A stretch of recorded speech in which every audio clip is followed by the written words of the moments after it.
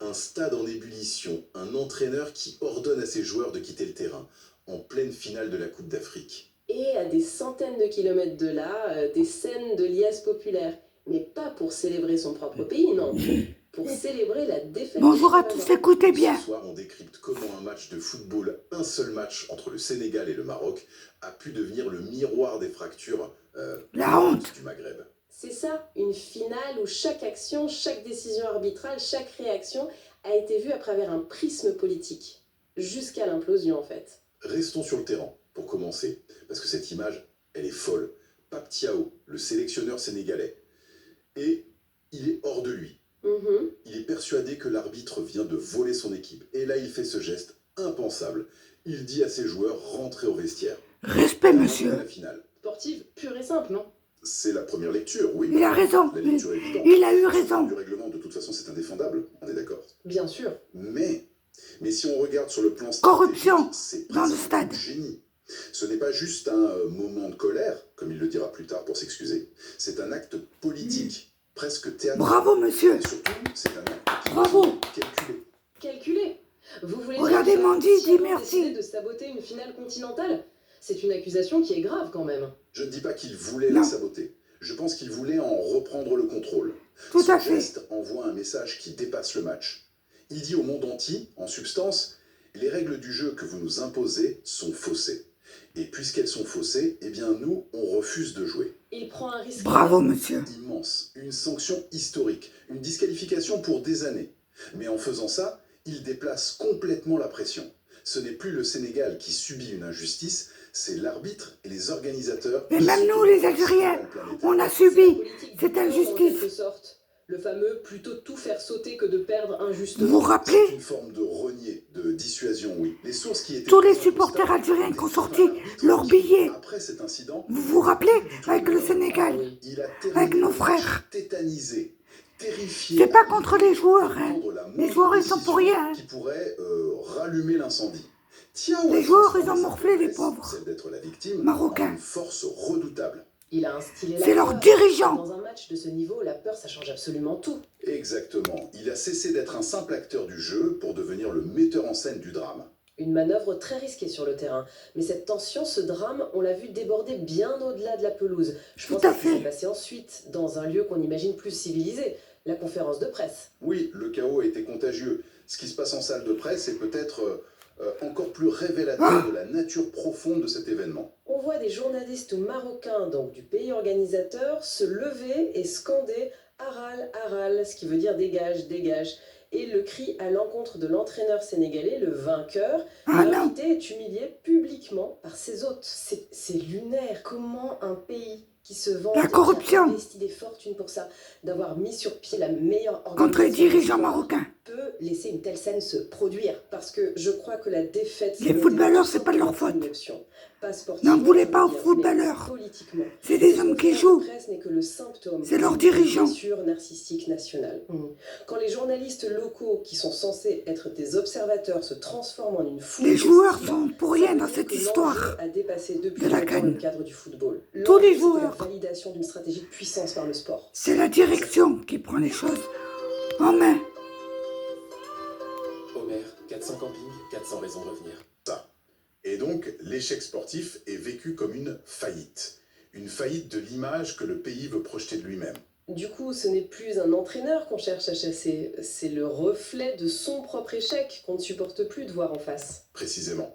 Il faut bien comprendre que cet événement, il s'inscrivait dans une stratégie beaucoup plus large, celle de l'affirmation du Magzen. Oui, alors précisons peut-être ce terme qui n'est pas forcément familier pour tout le monde. Le Magzen, c'est le terme qu'on utilise pour désigner le cœur du pouvoir au Maroc. L'appareil d'État, très centralisé autour du roi, ses conseillers, des services de sécurité. C'est une structure de pouvoir qui va bien au-delà du gouvernement qui est élu. Et pour ce Magzen, le sport, et le football en particulier, est devenu un instrument majeur. Un instrument de diplomatie, d'influence, bref, un outil de soft power.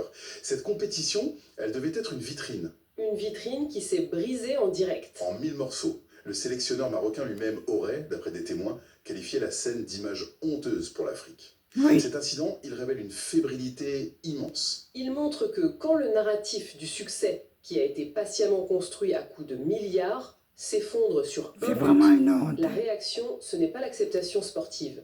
C'est une forme de déni, un déni agressif. On n'attaque plus la performance de son équipe, on attaque la personne qui incarne la victoire de l'autre. Et pendant que le Maroc vit cette humiliation à domicile, son voisin et grand rival, l'Algérie, est en fête. Des scènes de liesse à Alger, des klaxons, des drapeaux, mais pour célébrer même sur le stade du Sénégal. au Maroc. C'est là que ça devient fascinant. N'est-ce pas là où c'est nous les premiers qui avons donné une joie la vue mauvaise, dans le monde entier de voir son voisin échouer. Ce serait la lecture la plus simple, mais je pense qu'elle est incomplète. Bien sûr, il y a une rivalité historique, elle est intense, mais ce qui s'est passé dans les rues d'Alger est plus complexe. C'est-à-dire ? Ce n'était pas une célébration pour le Sénégal, c'était une célébration contre ce que les Algériens ont perçu comme un système d'injustice. Ils ne fêtaient pas une équipe, ils fêtaient ce que beaucoup là-bas ont appelé la justice divine. La justice divine, c'est un terme très, très fort pour un match de foot. Ah ouais. Parce que pour eux, ce n'était plus un match de foot. Pour comprendre cette liesse, il faut la remettre dans le contexte de tout le tournoi.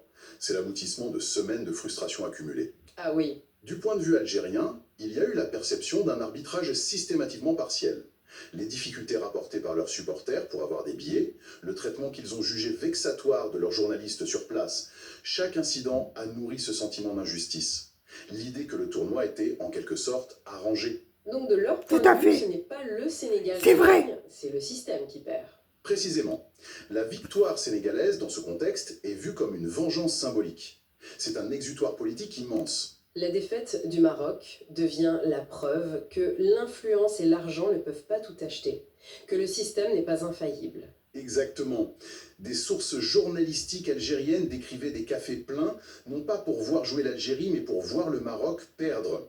Un commentateur local a même dit en direct « c'est la victoire du football contre l'arrogance ». Ça montre bien à quel point l'enjeu était devenu personnel et symbolique. C'est d'autant plus frappant quand on se souvient que lors de la Coupe du Monde 2022, une grande partie des Algériens soutenaient le parcours historique du Maroc. Qu'est-ce qui a pu changer en si peu de temps ? Le contexte. Tout est dans le contexte. En 2022, le Maroc était le porte-drapeau du football africain et arabe sur la scène mondiale. Le soutenir, c'était un geste de fierté partagée. Alors qu'ici, la compétition se déroule à domicile, chez le rival. Dans un climat de tension diplomatique extrême entre les deux. Diplomatique, hein. Où chaque décision, chaque événement... Tout démarre de là, c'est pas le peuple, hein. La rue algérienne a eu le sentiment que son équipe, ses supporters, avaient été délibérément lésés par le pays organisateur. C'est pas le peuple marocain. Bon, il y en a quelques-uns. Le rétablissement d'un équilibre, mais... une sorte de karma. Ce qui nous ramène à la question de fond. Le Maroc a investi des sommes colossales. Écoutez. Structure, de communication, de lobbying. L'objectif était clair. Utiliser une vitrine comme un outil de soft power, notamment dans la perspective de l'organisation de la Coupe du Monde 2030. Au final, avec cette défaite sur le fil et ces scandales en cascade, l'investissement n'a-t-il pas produit l'effet diamétralement opposé ? C'est un cas d'école. Un cas d'école de flamme stratégique. Une phrase entendue là-bas et à cause des dirigeants. La presse résume tout. Tu dépenses des milliards pour récolter de l'orge. La formule est parlante. L'investissement n'était pas que financier, il était politique. Il s'agissait de projeter cette image moderne, puissant, capable d'organiser... C'est la plus belle image que j'ai jamais vue. Le soft power, c'est l'art de séduire, de convaincre sans contraindre. Regardez. Et là, l'image qui est renvoyée... C'est dommage pour le peuple marocain. C'est son antithèse.